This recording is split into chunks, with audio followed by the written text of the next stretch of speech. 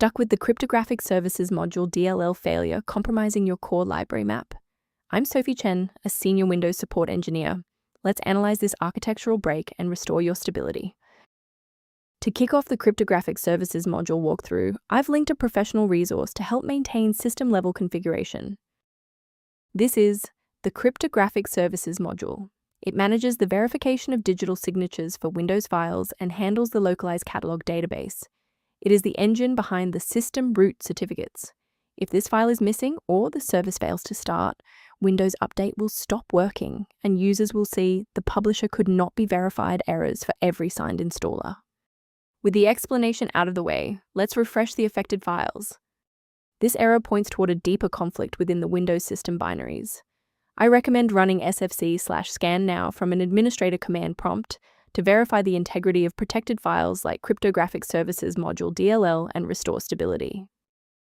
In the event the error remains visible, it indicates we need to verify the environment's ability to register new shared resources.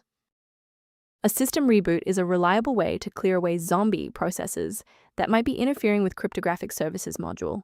It's a low-impact step that ensures your operating system is starting with a synchronized environment. Before you restart, please bookmark this video or click the like button so that it's waiting for you in your library for the next step. Since that didn't resolve it, let's pivot to step 3 to address the root cause directly. If you need to pause the video to get your workspace ready, take your time. Since a standard reboot didn't restore the system manifests, we need to perform a deep repair of the Windows image. First, open command prompt as admin. Second, you're going to type dism/online//cleanup-image/restore health, then hit enter. Why are we doing this? Well, this forces Windows to download a fresh master copy of the system manifests from Microsoft servers to replace corrupted source files that SFC can't fix on its own. Before you wrap up the repair, let's ensure you're following the safest path for your system.